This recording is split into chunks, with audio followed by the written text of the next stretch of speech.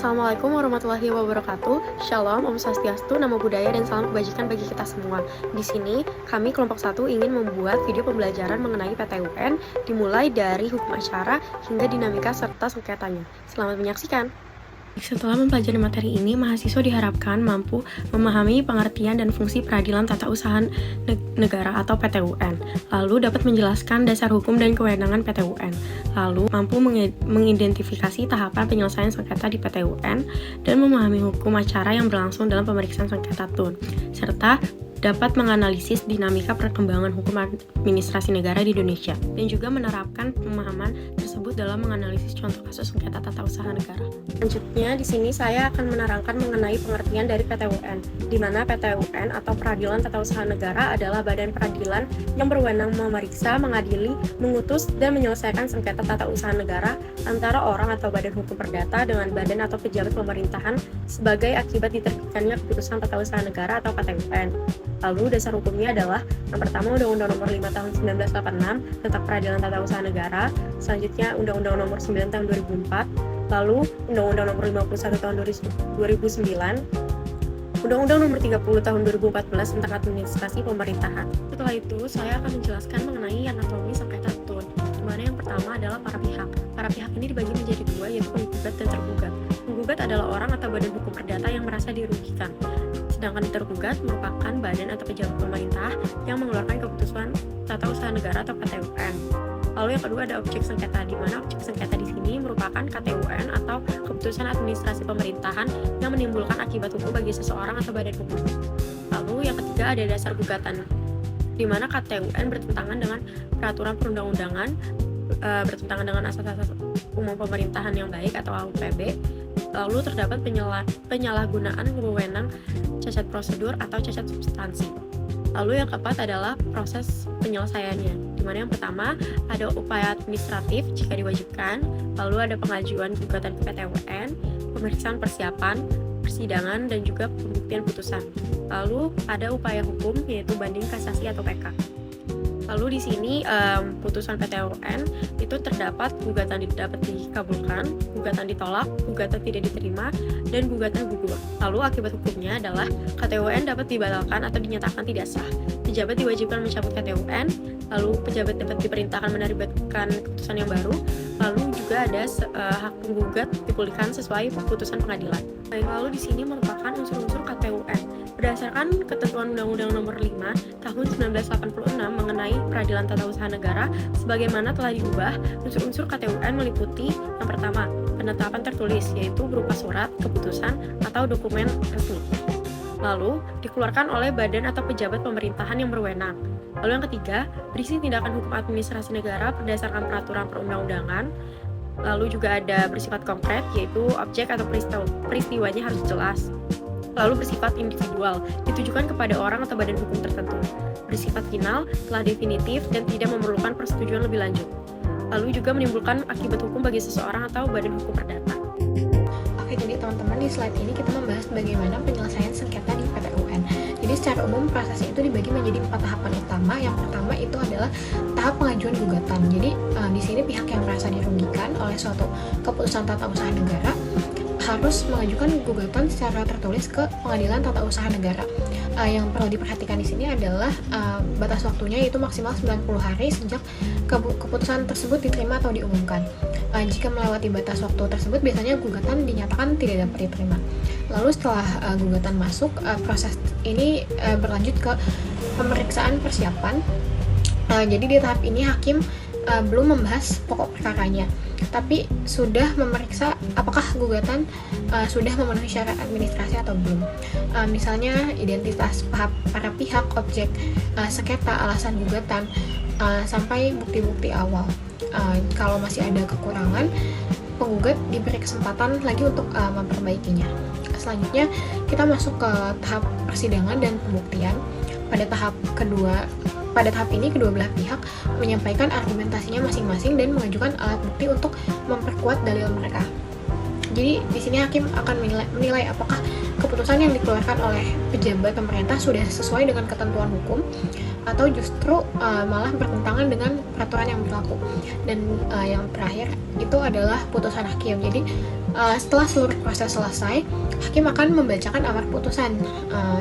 Jika salah satu pihak masih merasa keberatan terhadap putusan tersebut, hukum juga memberikan kesempatan untuk mengajukan lagi upaya hukum seperti banding, kasasi, bahkan peninjauan kembali apabila memenuhi syarat. Nah, jadi kalau misalnya sebelumnya kita membahas alurnya secara umum, di slide ini kita fokus pada apa saja yang terjadi selama persidangan. Jadi tahap pertama itu adalah pembacaan gugatan oleh penggugat.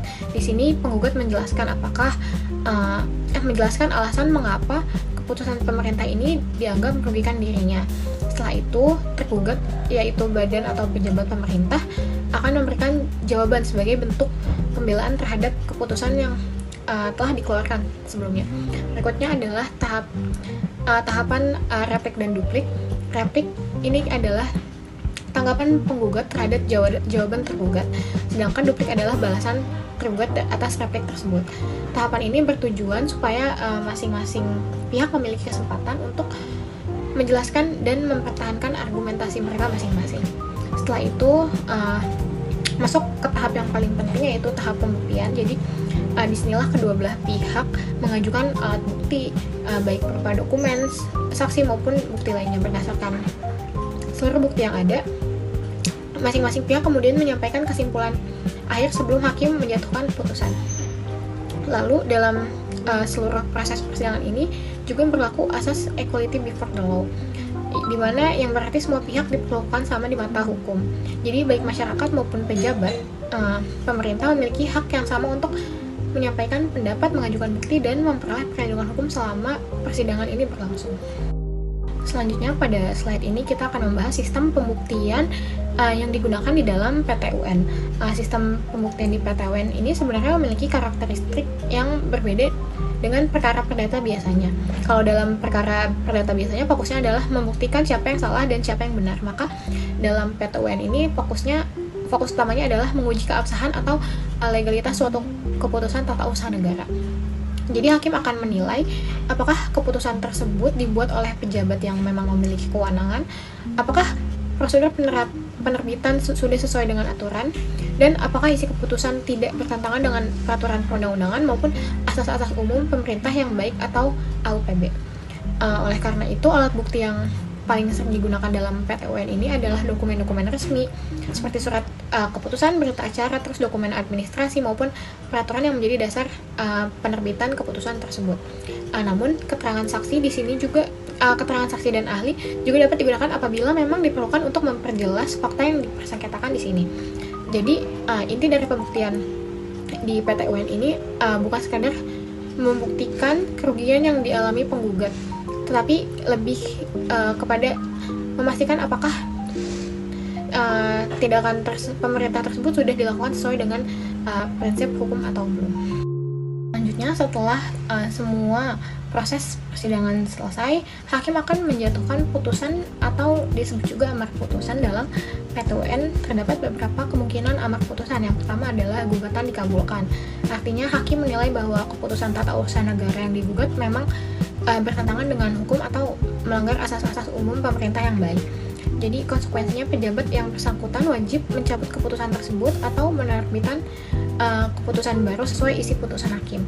Kemudian kedua adalah gugatan ditolak. Ini berarti hakim menilai bahwa keputusan pemerintah sudah sesuai dengan ketentuan hukum sehingga keputusan tersebut tetap berlaku dan tidak ada kewajiban bagi pejabat untuk mengubahnya. Selanjutnya ada putusan tidak diterima atau sering disebut niet ovankrijg verlaat.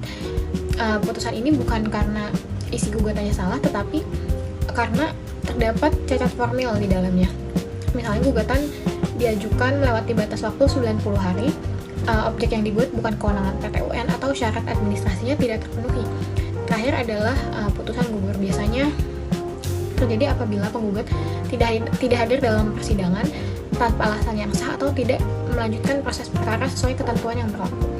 Jadi dari keempat jenis amar putusan tersebut kita bisa menilai bahwa hakim PT-UN tidak hanya menilai substansi sengketanya, tetapi juga memperhatikan apakah seluruh prosedur hukum sudah dipenuhi sejak awal pengajuan gugatan atau belum.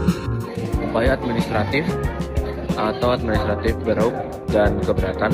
Sebelum seorang warga negara mengajukan gugatan ke PT UN, undang-undang seringkali mewajibkan penyelesaian sengketa di internal instansi pemerintah terlebih dahulu.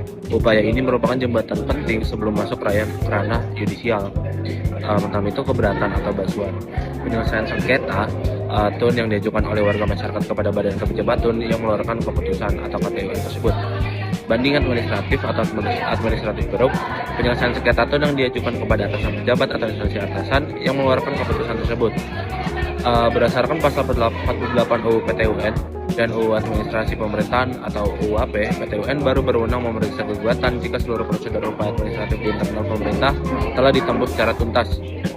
Yang kedua, karakteristik khusus hukum acara PT-UN. Hukum acara PT-UN ini memiliki karakteristik unik yang sangat berbeda dengan hukum acara partai biasa karena melibatkan kedudukan yang tidak seimbang antara warga negara dengan pemerintah. Asas praduga pragmatik. Keputusan tata usaha negara atau KTUN yang digugat harus selalu dianggap sah demi hukum dan tetap dapat dilaksanakan sampai ada putusan pengadilan berkekuatan hukum tetap yang membatalkannya. Asas keaktifan hakim. Hakim PT-UN justru aktif memimpin jalannya persidangan, mencari kebenaran material dan meminta bukti keterangan kepada badan pemerintahan demi menyeimbangkan posisi warga negara yang umumnya minim akses data internal pemerintah. Selanjutnya, dismissal prosedur atau prosedur dapat permusyawaratan. Penelitian pendahuluan oleh Ketua PT-UN untuk menyaring gugatan yang masuk. Ketua PT-UN berwenang menyatakan gugatan tidak diterima atau tidak berdasar secara hukum melalui penetapan sebelum masuk ke sidang terbuka. 3. Eksekusi putusan PT-UN atau hambatan dan instrumen paksa. Sebuah putusan PT-UN tidak memiliki arti jika tidak dapat dieksekusi. Disinilah letak dinamika terbesar PT-UN, karena PT-UN tidak memiliki lembaga jurusita fisik seperti pengadilan negeri untuk menyita aset pemerintah. Sifat eksekusi berupa kewajiban bagi pejabat tun untuk mencabut keputusan yang salah, menerbitkan keputusan baru, atau membayar ganti rugi, rehabilitasi, instrumen paksa. Jika pejabat membangkang tidak mau melaksanakan putusan, UU PT-UN menyediakan mekanisme paksaan berupa pembayaran uang paksa atau dongsong, pengumuman di media massa cetak setempat agar pejabat mendapat sanksi moral atau sosial, sanksi administratif dari atasan pejabat mulai dari penundaan kenaikan pangkat hingga pemberhentian. Peran PT-UN dalam mewujudkan good governance. Peradilan Tata Usaha Negara (PT-UN) berperan sebagai lembaga pengawas yudisial terhadap tindakan dan keputusan administrasi pemerintah guna menjamin penyelenggara pemerintah yang sesuai hukum. PT-UN memberikan perlindungan hukum kepada masyarakat yang dirugikan oleh keputusan tata usaha negara, sekaligus memastikan pejabat pemerintah menjalankan kewenangannya sesuai peraturan perundang-undangan dan asas-asas umum pemerintah yang baik atau AAUPB. Melalui fungsi tersebut, PT-UN mendukung terwujudnya prinsip-prinsip good governance, yaitu transparansi, akuntabilitas, partisipasi, tanggung jawab, dan supremasi hukum. Selain menyelesaikan sengketa administrasi, PT-UN juga berperan dalam mencegah penyalahgunaan wewenang, meningkatkan kepercayaan masyarakat terhadap pemerintah, serta mendorong terciptanya birokrasi yang bersih, efektif, dan berkeadilan. Asas umum pemerintah yang baik AUPB, Peradilan Tata Usaha Negara PT-UN memiliki peran penting dalam mewujudkan good governance atau tata kelola pemerintah yang baik. PT-UN berfungsi sebagai lembaga peradilan yang mengawasi tindakan dan keputusan pejabat pemerintah agar sesuai dengan peraturan perundang-undangan serta asas-asas umum pemerintah yang baik. Kewenangannya dalam menguji dan membatalkan keputusan tata usaha negara yang melanggar hukum, PT-UN memberikan perlindungan hukum kepada masyarakat sekaligus mencegah terjadinya penyalahgunaan wewenang oleh aparatur pemerintah. Dalam pelaksanaannya, PT-UN mendukung penerapan prinsip-prinsip good governance seperti transparansi, akuntabilitas, prinsip masyarakat, kepastian hukum, dan supremasi hukum. Dengan ada mekanisme pengawasan melalui PT-UN, setiap tindakan pemerintah dapat dipertanggungjawabkan secara hukum sehingga mendorong terjadinya pemerintah yang bersih, efektif, dan berorientasi pada kepentingan masyarakat.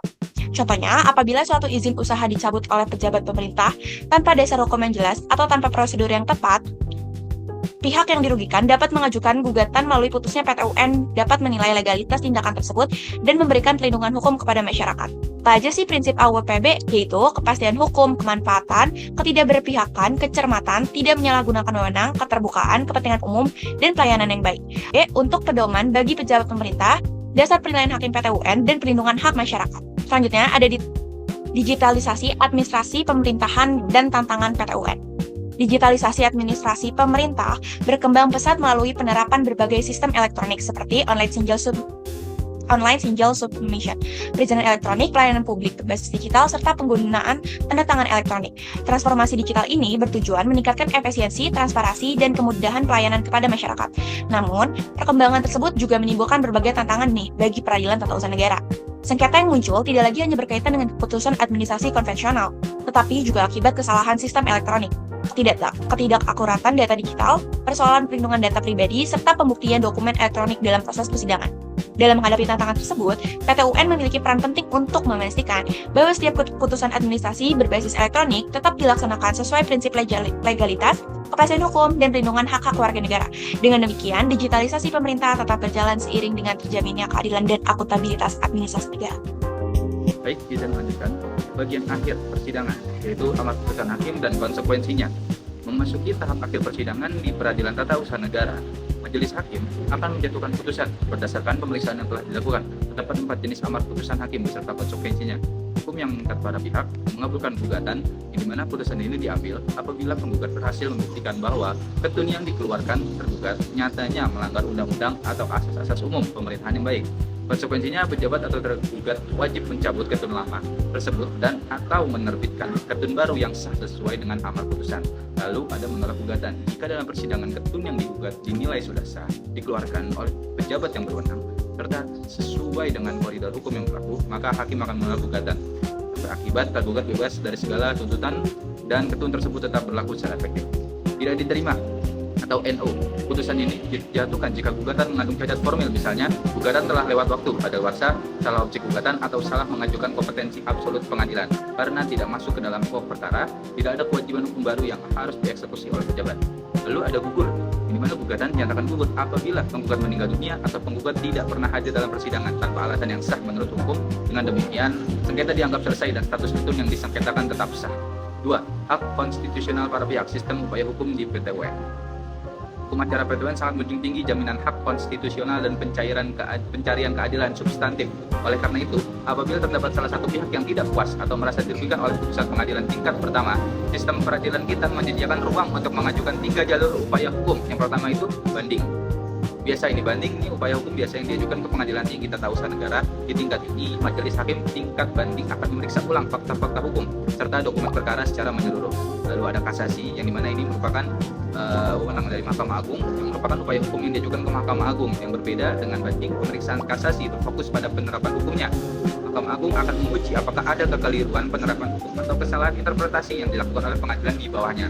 Lalu ada PK atau peninjauan kembali, di mana ini merupakan langkah hukum yang luar biasa yang dapat ditempuh apabila setelah putusan berkekuatan hukum tetap ditemukan bukti baru yang bersifat menentukan atau apabila ditemukan adanya kekhilafan nyata dari majelis hakim dalam memutus perkara.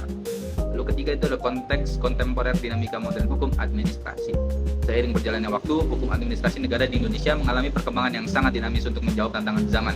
Ada 3 pilar utama yang menandai dinamika modern ini. Lahirnya UU Administrasi Pemerintahan atau UAP tahun 2014. Undang-undang ini menjadi milestone pertama, milestone penting karena memperluas makna keputusan tertulis serta mengubah parameter penilaian terhadap penyalahgunaan wewenang oleh pejabat publik. Lalu ada perluasan objek sengketa atau kompetensi absolut. Ketun ini mengalami perluasan yang signifikan. Objek sengketa tidak lagi sekedar keputusan klasik yang bersifat tertulis, melainkan sudah mencakup tindakan faktual yang dilakukan oleh pemerintah. Lalu ada digitalisasi pelayanan publik dengan lahirnya sistem perizinan elektronik seperti OSS atau Online Single Submission dan berbagai pelayanan berbasis digital lainnya. Modernisasi ini memicu lahirnya jenis sengketa baru, yaitu sengketa administrasi yang berbasis pada data dan dokumen digital. Lalu kita lihat yang terakhir, kesimpulan penutup. Sebagai kesimpulan dari seluruh rangkaian materi ini, peradilan tata usaha negara memegang peran yang sangat sentral dalam negara hukum. Ketun berfungsi sebagai penyeimbang antara kekuasaan penguasa pemerintah dengan hak-hak konstitusional warga negara melalui kontrol yudisial yang ketat, objektif, dan dinamis. Tata kelola pemerintah yang bersih, transparan, serta taat hukum dapat terwujud secara berkelanjutan di Indonesia. Sekian dari kami presentasi. Terima kasih atas perhatiannya. Assalamualaikum warahmatullahi wabarakatuh.